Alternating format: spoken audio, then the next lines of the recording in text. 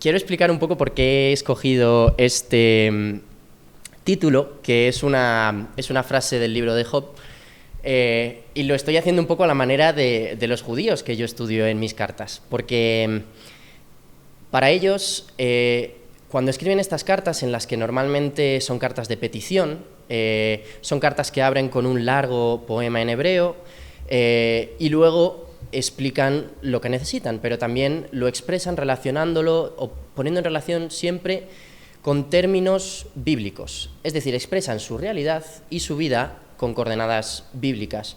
Y no solo eso, sino que a la persona a la que le están pidiendo ayuda, o le están haciendo la petición de dinero o de cualquier otra cosa, o le están agradeciendo, también la incluyen en esa realidad paralela que está configurada en términos bíblicos, ¿no? Entonces, al final, he elegido esta frase porque su sustento, que es lo que realmente cuenta, ¿no? El dinero, la parnasá, lo que le estén pidiendo a la persona a la que le escriben, casi queda en segundo plano, y lo que más importa son sus palabras, que en el verso bíblico se refiere a las palabras de Dios, ¿no? Entonces, al final, como que la realidad bíblica se come a la realidad humana, pero de esa manera la eleva y les reconforta, y hace que sus palabras tomen casi una especie de cariz como profético, ¿no? Entonces, bueno, es lo que espero que podamos ver en esta presentación, en las cartas. Voy a empezar con una pequeña historia, que es la historia de Shamuel Hanagid, o Ibn Nagrela, que está en el Sefer HaKabbalah de Abraham ibn Daud. Y bueno, es muy interesante porque dice así: Rabbi Samuel Halevi, el Nagid, hijo de Rabbi Yosef, apodado Ibn Nagrela, era de la comunidad de Córdoba. Además de ser un gran erudito y una persona muy culta, Rabbi Samuel tenía un profundo conocimiento de la literatura y el estilo árabes, y era verdaderamente competente para servir en el palacio del rey. No obstante, se mantenía en circunstancias muy modestas como comerciante de especias. Como su tienda se encontraba junto a la casa de Ibn al-Arif, quien era el secretario del rey Jabús bin Maksan, el rey bereber de Granada, la sirvienta del secretario solía pedirle que escribiera cartas para su amo. Cuando este último recibía las cartas, siempre quedaba asombrado por el saber que reflejaban. Al cabo de un tiempo, cuando tuvo el permiso del rey Jabús para regresar a su hogar, el secretario preguntó entre los miembros de su casa: ¿quién escribió las cartas que recibí de vosotros? Ellos respondieron: cierto judío de la comunidad de Córdoba que vive al lado de tu casa solía escribirlas por nosotros. Entonces el secretario ordenó que trajeran de inmediato a Rabí Samuel ante él y le dijo: no es digno de ti pasar tu tiempo en una tienda. A partir de ahora permanecerás a mi lado. Así se convirtió en el escriba y consejero del secretario del rey, y los consejos que daba eran como si se consultara el oráculo de Dios, y gracias a su consejo el rey Jabús logró éxitos y se engrandeció sobremanera.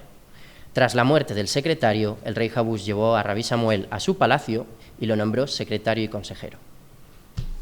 Bien, bueno, esto es una historia que está escrita por un judío, está escrita para una audiencia judía y tiene como protagonista a uno de los judíos más importantes de Al-Ándalus. Y el mensaje es: tienes que saber árabe.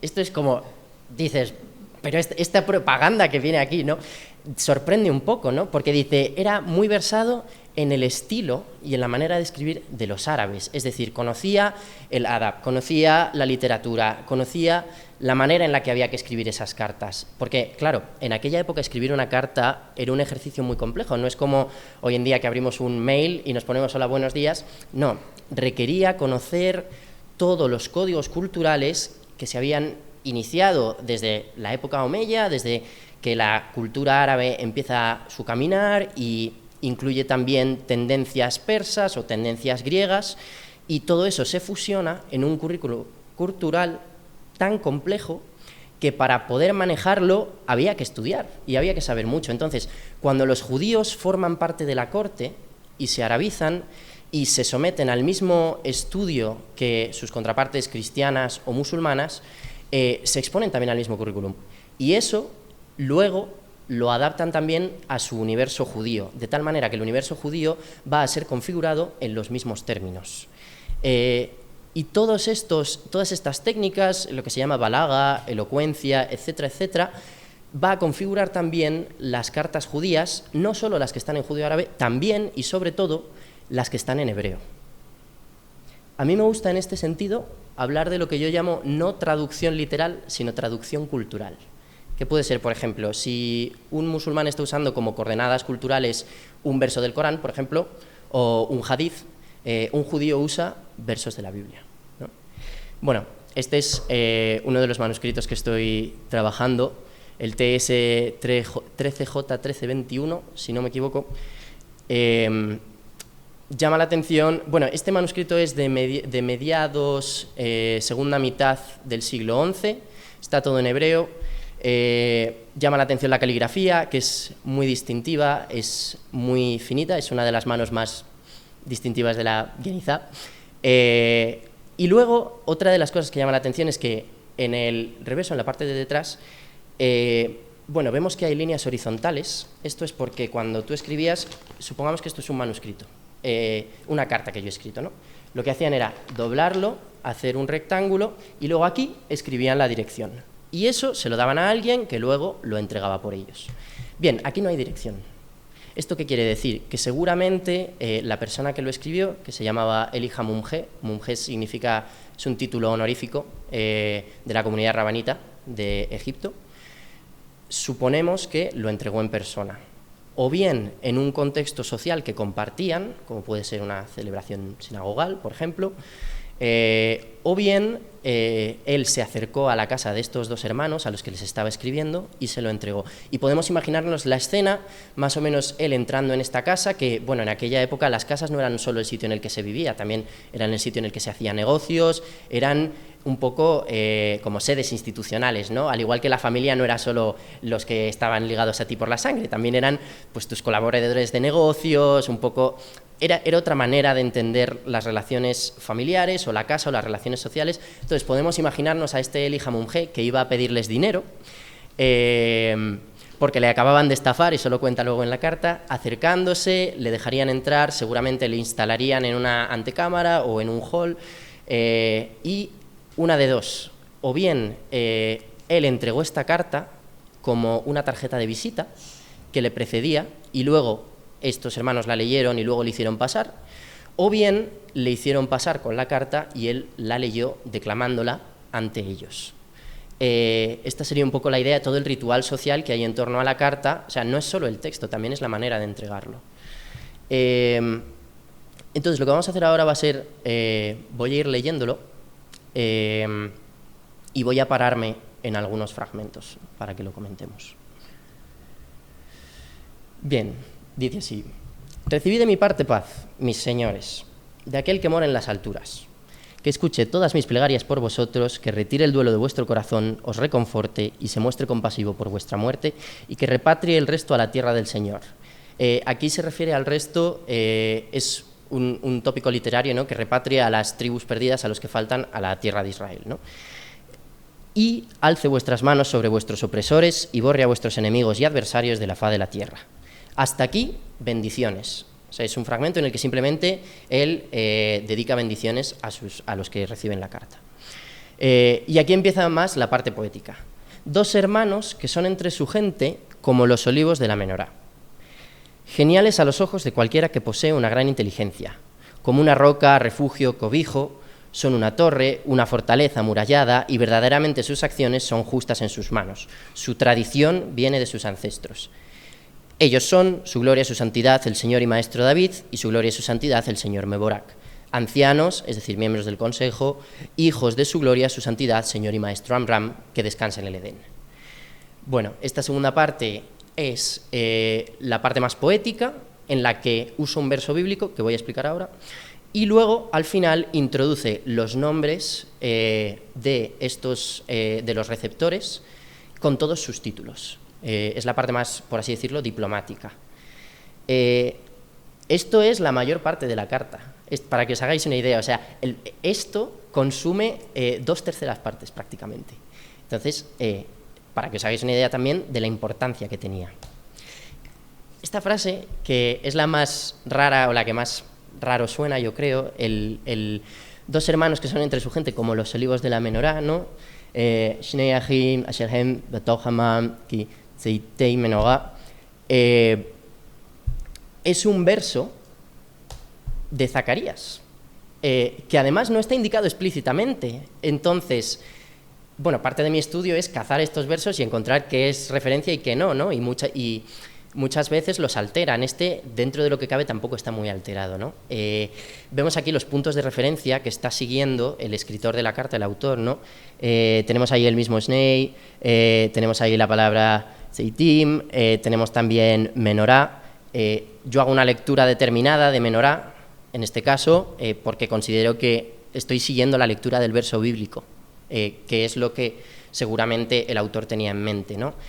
Y no solo eso, sino que asumimos que tanto el emisor como los receptores, sobre todo los receptores, que eran personas de negocios, tenían el conocimiento cultural o bíblico para entender esta referencia, ¿no? Pero no solo eso, es que el verso prosigue, ¿no? Y dice: insistí, ¿qué significan las 2 ramas de olivo junto a los 2 tubos de oro que conducen el aceite? Y me dijo: son los 2 ungidos que se encuentran junto al Señor de toda la tierra. Bueno, esto es una representación de la idea, ¿no? Hay 2 olivos que están destilando aceite directamente como en 2 tubos que van directos a la lámpara. Entonces la idea es: vosotros sois como estos 2 olivos, la comunidad judía somos como la lámpara, ¿no? Y vosotros nos estáis dando aceite. Es una manera muy apropiada de pedir dinero, yo creo, ¿no? Es muy convincente. Y no solo eso, les está diciendo: vosotros sois los 2 ungidos, que es como el mayor nivel, ¿no? Dice: aquí vosotros sois lo que está por encima, ¿no? Lo que está dotando y dando y ayudando a Israel, y yo soy Israel, ¿no? Esta es de José el Francés, la ilustración, que la puse Joseph Hatchafati. La encontré el otro día y me llamó la atención. Es una representación medieval, ¿no? Y veis ahí la idea de los 2 olivos destilando aceite. Bueno, ahora seguimos. Esta es la parte más concreta de lo que le ha pasado, ¿no? Os informo de que me encuentro en gran angustia y contrición, pues no recibí aquello que me prometieron, porque un hombre me engañó y juró en falso. Así que salí de la cárcel y huí a Egipto. Y esperaba encontrar al anciano Gesed que descanse en el Edén. Sin embargo, por mis múltiples pecados, nuestro Señor hizo su voluntad. Verdaderamente se aplica a nosotros la Escritura que dice: en ese día la gloria de Jacob, etc. Pues Él imparte su juicio sobre todas las criaturas. Vale, aquí un par de cosas. Bueno, vemos que le han estafado, tiene problemas de dinero y entonces vuelve a Egipto, huye. Suponemos que seguramente estaba en la zona de Jerusalén o, bueno, lo que viene siendo el Levante. En esta época era común que si tenías deudas o si no podías pagar, te metieran en la cárcel. Bueno, eres bastante paradójico porque te ofrecían dejarte en arresto domiciliario con un policía al que tú tenías que pagar. Evidentemente no podías porque te metían por deudas. Entonces todo el mundo acababa en la cárcel y vemos como seguramente Elijah Munge consiguió escapar y busca a Gesed. ¿Quién es Gesed? Gesed es Gesed Tustari, de la familia Tustari. Los hermanos Tustari son una familia muy poderosa de esta época en Egipto, que en aquel momento Gesed había sido asesinado porque se estaban acercando demasiado al poder y tenían un papel muy importante en la corte del rey. Entonces, pues por intrigas políticas acaba asesinado. Luego esto es un drama, o sea, su hermano también acaba asesinado y al final la familia acaba convirtiéndose al Islam un par de generaciones después. En cualquier caso, Elijah Munge vuelve, se encuentra que no está Gesed y entonces va a estos 2 hermanos.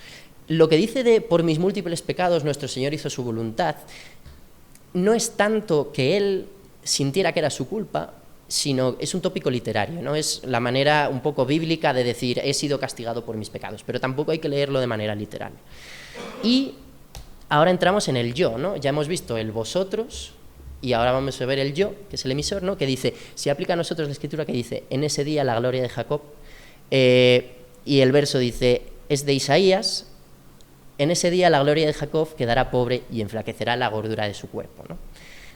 Esto es una manera un poco dramática de expresar su situación, pero al fin y al cabo lo que está diciendo es: la historia no trata de que yo he perdido mi dinero porque he podido hacer decisiones dudosas en mis negocios.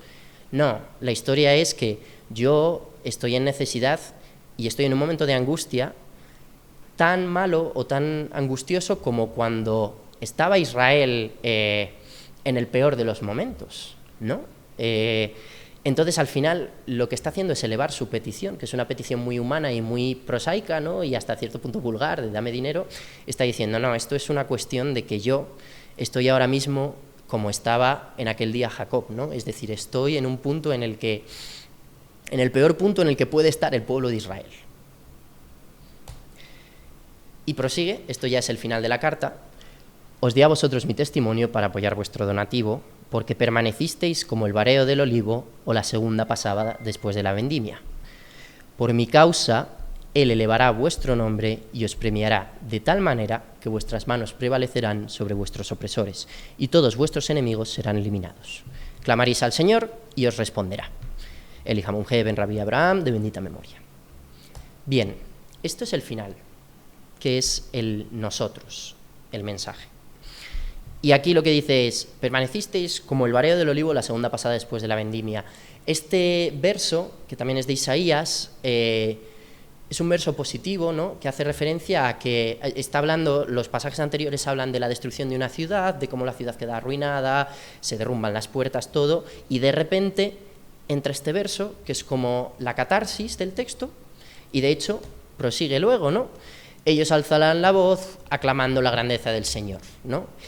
La referencia esta de el vareo del olivo y la segunda pasada se refiere a la idea de que si tú vareas el olivo la primera vez, pues ya te llevas la mayoría de las aceitunas, pero vuelves a varearlo para insistir, para intentar sacar lo último que queda porque estás ya desesperado y no tienes dónde sacar más, y de repente aparece algo, ¿no? O la idea de segunda pasada de la vendimia es paralela a esta idea que sale mucho en el Antiguo Testamento, que habla de el espigueo de los campos, ¿no? La idea de tú pasas otra vez a espiguear, pasas otra vez buscando lo que pueda haber quedado de la siega, y de ahí sacas lo suficiente como para poder sobrevivir, ¿no? Entonces, lo que les está diciendo Elijah Munje es, vosotros sois mi última esperanza, ¿no? Y además vuelve a hilar la metáfora con la idea de que son olivos, ¿no?, que es lo que les ha dicho que son al principio. Entonces está diciendo, vosotros como los olivos y la menorá, es decir, los que tenéis y los que tenéis que dar, ¿no? Yo, como Jacob, que estoy en el momento de mayor necesidad que he conocido. Y nosotros, es decir, si seguimos nuestra escritura y seguimos nuestra religión, dice la Biblia, por así decirlo, que me tenéis que ayudar, ¿no? Y ya no es, está haciendo un caso, o sea, está presentando su caso de una manera muy, muy elocuente, ¿no?, y muy persuasiva, porque está diciendo, esto ya no es una cuestión de yo o de tú o de una buena acción, esto es una cuestión de que para ser un buen judío tienes que ayudarme. Y de hecho lo dice después, ¿no? Por mi causa Él elevará vuestro nombre y os premiará, de tal manera que vuestras manos prevalecerán sobre vuestros opresores, y luego clamaréis al Señor y Él os responderá. Es decir, esto ya no es una cuestión personal o una cuestión puntual. Esto es una mitzvah, esto es un mandato que tenéis que cumplir. Muy bien. Bueno, esta es la primera parte, que son métodos, en la lectura clásica del texto. Y esto es la segunda parte, que son los métodos computacionales. He querido priorizar en esta presentación la primera parte. Sigo pensando que siempre hay que volver al texto, que siempre hay que tener el texto presente y que sin el texto nada de esto vale.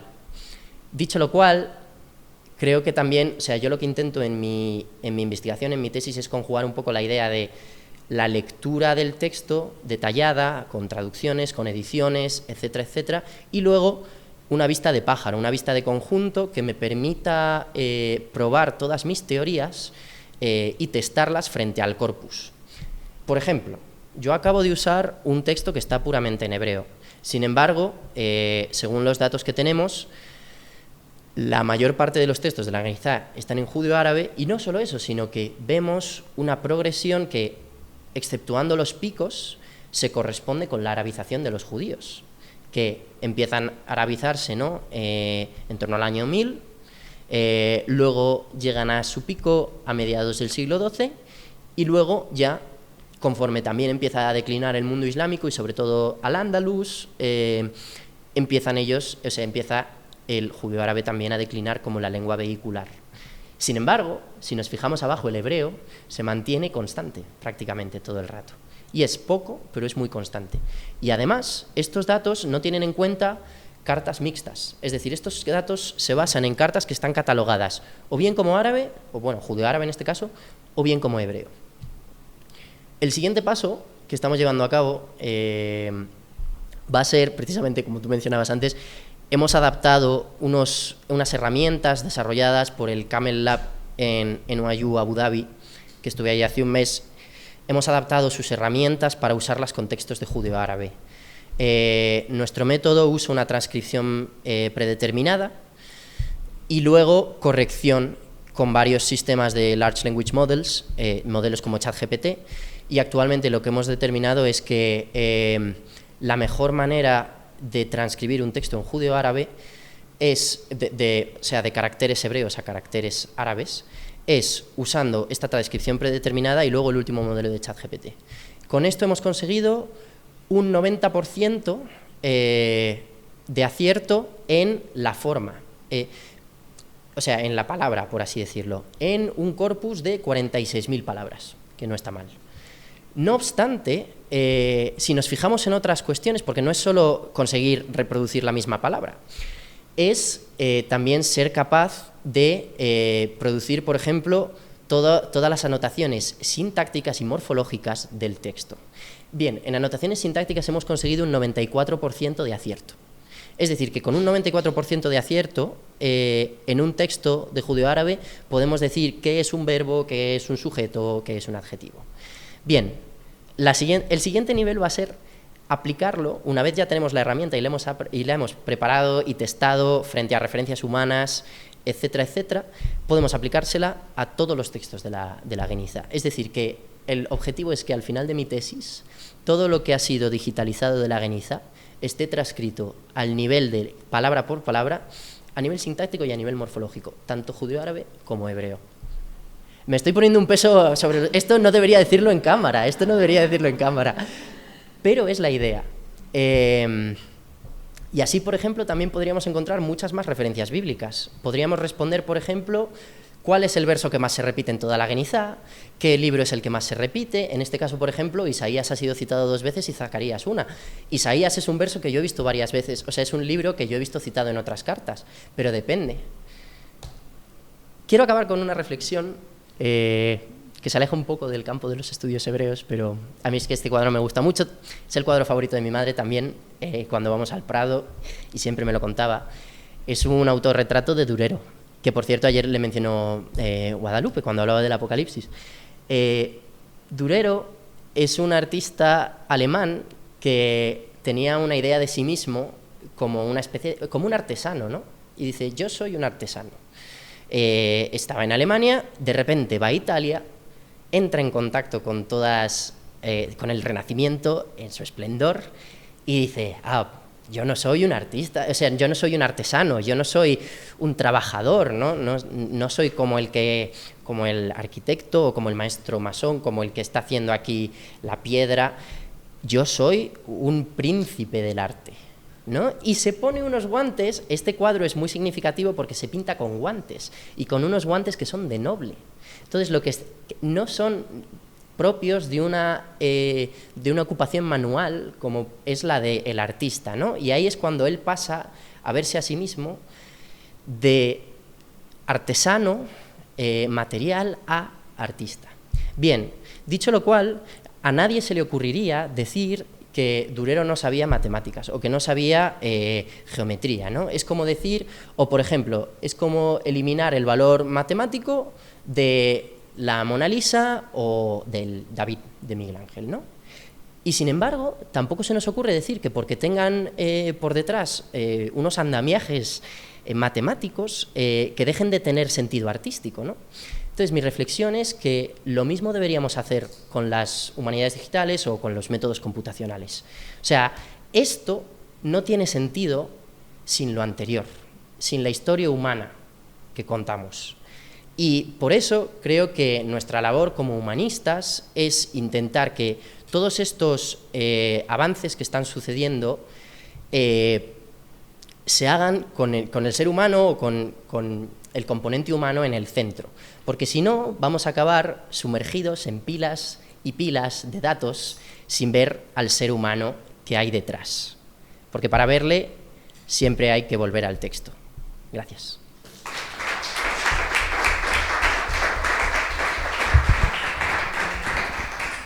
Bueno, Juan, muchísimas gracias. Agradecerte mucho esta ponencia. Vamos a dar paso al turno de preguntas. Si alguien quiere comentar algo. Sí, Amparo, vale.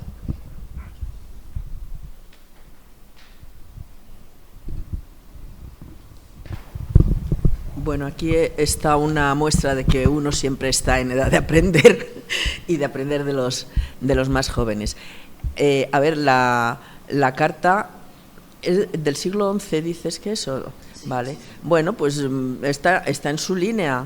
O sea, tiene un elogio a Dios, un elogio al personaje al que se le va a pedir, unas poquitas líneas muy discretas, muy camufladas y muy engrosadas con referencias bíblicas, que todo esto, y un final con despedida y alabanzas a Dios. O sea que es un prototipo de una carta judía de la época.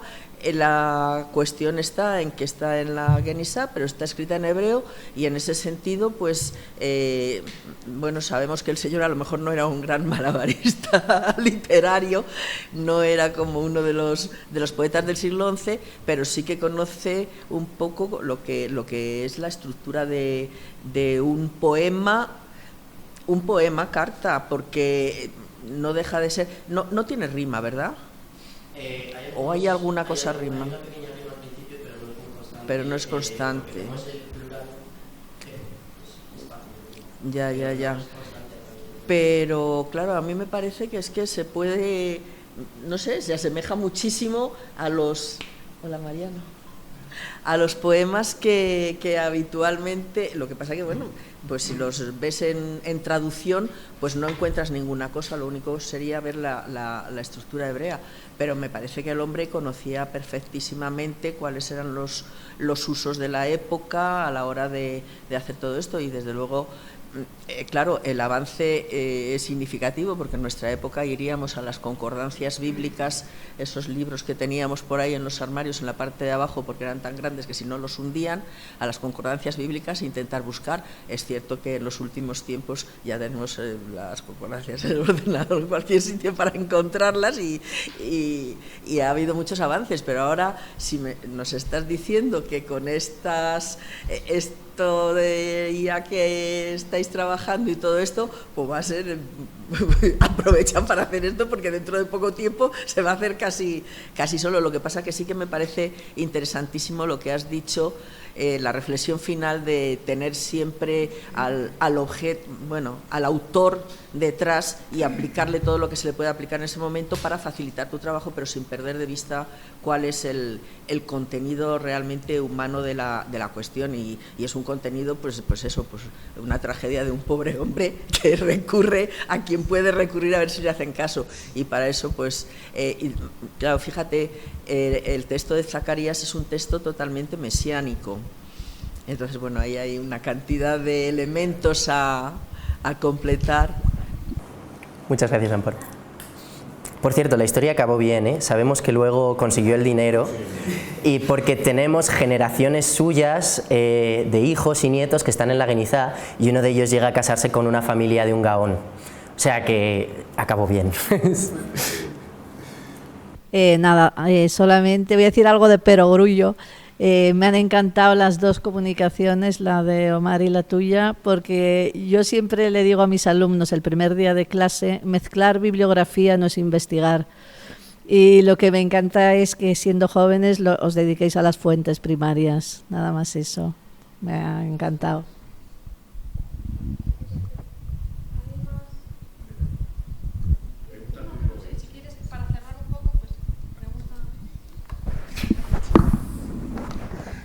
Bueno, yo tenía algunas preguntas. La primera de contestar diciendo cómo ha acabado la historia, porque eso descarta una de las posibilidades que podía dar el hecho de que la carta no estuviera plegada con dirección, que podía ser la posibilidad de que fuera un modelo para una carta petitoria. Eso a lo mejor en los documentos que tú manejas hay algún caso. Asumimos que no es un modelo, porque es lo que se llama escritura caligráfica. Ajá. Si lo hubiese estado Sí. muy recta, bien escrita, lo que podría ser es que se la devolvieran después de entregarla, o sea, o que él la leyera y Incluso si quieres podemos hacer una posibilidad todavía más barroca, si aunque estaba, digamos, imputado por toda una serie de cosas y estaba en busca y captura, era lo suficientemente importante, la carta no tenía por qué entregarla él en mano, sino podía haber mandado un servidor, a lo mejor con una credencial, y el servidor leerla delante de los... ¿no? Bueno, lo de la transmisión de las cartas también es curioso, porque a veces tienen una parte de la dirección en letras hebreas, otra parte en árabe, y eso habla también mucho de la transmisión de mano a mano, ¿no? O sea, siempre puedes enviar a un mensajero, también si vives en la misma ciudad no tiene sentido poner la dirección, pero si vas a usar intermediarios árabes, o sea, que son musulmanes y que luego son judíos. Y luego también había cartas que eran para leerse en público, o había cartas que se iban mandando y que según pasaban si eran de alguien importante como un rabino, se leían de manera pública. O sea, llegaba a la sinagoga del pueblo tal, se leía en la sinagoga, luego el que iba para el Cairo pues la cogía y se la llevaba, se paraba a hacer noche en la que está antes del Cairo, la leían otra vez. O sea, son documentos públicos. Con las cartas de Maimónides pasaba, claro, era súper importante, ¿no? Y luego un detallito al hilo del cuadro que has puesto, que de luego tu madre y yo coincidimos, Durero es un crack realmente, y el cuadro es sensacional. Digamos que Durero no es que fuera un artesano, o fuera considerado como un artesano ¿dónde era? En Nuremberg, porque, digamos, tuviera una formación matemática o técnica de ese estilo, sino porque trabajaba con sus manos. Porque de hecho al llegar a Italia se encuentra con toda una serie de artistas con A mayúscula cuya base de formación es precisamente en gran medida matemática, porque quien desarrolla todas las cuestiones de aprovechamiento y plasmación, digamos, verosímil de la perspectiva, por ejemplo, en pintura, pues los artistas italianos, ¿no? Y entonces esa lucha es el que trabaja con sus manos, que es como muy del mundo primitivo, no renacentista, la Europa central del momento, la península ibérica del momento, y que luego todavía, si nos vamos tan lejos como el siglo XVII, pues nos encontramos, digamos, esa especie de esquizofrenia pictórica encontramos en Velázquez. Velázquez en Italia es un señor que es un innovador total y absoluto, admirado por todo el mundo, admitido en academias de aquí y de allá. Y aquí en España, bueno, tiene detrás al rey, pero al fin y al cabo es el aposentador real. O sea que todavía es alguien que trabaja con sus manos, pero bueno, la España del 17 es lo que tiene. Por un lado te fascina, por otro te repele, ¿no? Pero muy bien, me ha encantado además que lo sacaras a correr. En ese sentido, yo sí que, a mí una de las cosas que más me impresiona es ver la evolución de los primeros autorretratos de Durero, que tiene un par antes que a este. Y ahí ves cómo salta la manera de verse a sí mismo de una manera espectacular, ¿no? Y siguiendo con tu reflexión, yo creo que ahora el equivalente de trabajar con las manos va a ser trabajar con ordenadores y con inteligencia artificial, etcétera, etcétera, ¿no? Porque al final, jope, como humanistas yo creo que nos gusta y te sientes elevado en cierto modo cuando estás en tus libros, estás en una biblioteca, tiene cierta solemnidad, y luego ves a alguien que está haciendo su inferencia automática, como decíamos ayer, ¿no?, para sacar dinero con un nuevo medicamento, y te sabe un poco como a lo del mundo de aquí, ¿no? Y nosotros solemos estar aquí, pero también hay que usarlo, porque nos puede ayudar. ¿Sabes qué autorretrato de Durero es el mejor? Probablemente es uno de los mejores autorretratos de toda la historia de la pintura. Uno que tiene es un dibujo que está desnudo, mirándose como en un espejo. No lo he visto. Es lo tendré que buscar. Maravilloso, buscadlo los demás. Yo que ahora soy mayor y estoy cansado, me identifico mucho. Durero es el ser humano al desnudo, pero por dentro y por fuera. Entonces es una síntesis de lo que realmente el Renacimiento trae. Sí. Muchas gracias, Carlos.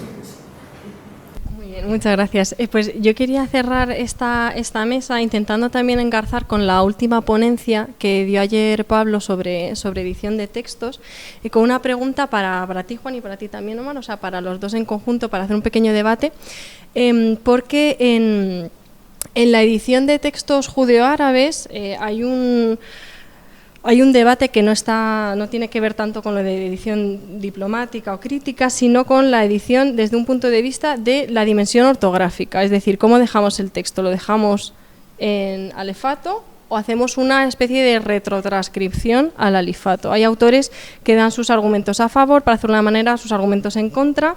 Yo creo que durante el siglo XIX la tendencia era hacer la transcripción al alifato y luego, posteriormente se deja el manuscrito tal y como está. Vosotros, ¿cuál creéis que es el ideal editorial en este aspecto? ¿Cómo, en vuestros trabajos doctorales, cómo habéis decidido dejar los textos judeo-árabes? Bien, bueno, yo considero que yo en ese sentido no soy nada... no me gusta tener ideas fijas. Creo que hay que saber escuchar al texto, también creo que hay que saber escuchar las necesidades de tu tarea. Por ejemplo, ahora que cuando estaba en NYU Abu Dhabi, todos mis compañeros eran árabes y estábamos preparando el texto para audiencias árabes. Entonces, cuando había que presentar comparativas, ¿no?, de la transcripción, etcétera, de la corrección, claro, tenía sentido, y además nos dimos cuenta de que es la primera vez que uno de estos papers se saca para una audiencia árabe. Entonces, yo creo que también, bueno, puede ser una decisión política, dependiendo de quién quieres que te lean o quién piensas que te va a leer. También, por ejemplo, depende de si tienes una visión más orientalística y quieres, pues, transcribirlo. Evidentemente las metodologías están cargadas, son ideológicas. Yo personalmente opino que al fin y al cabo la grafía del texto puramente es un vehículo. Entonces tú tienes que escoger lo que mejor te sirva.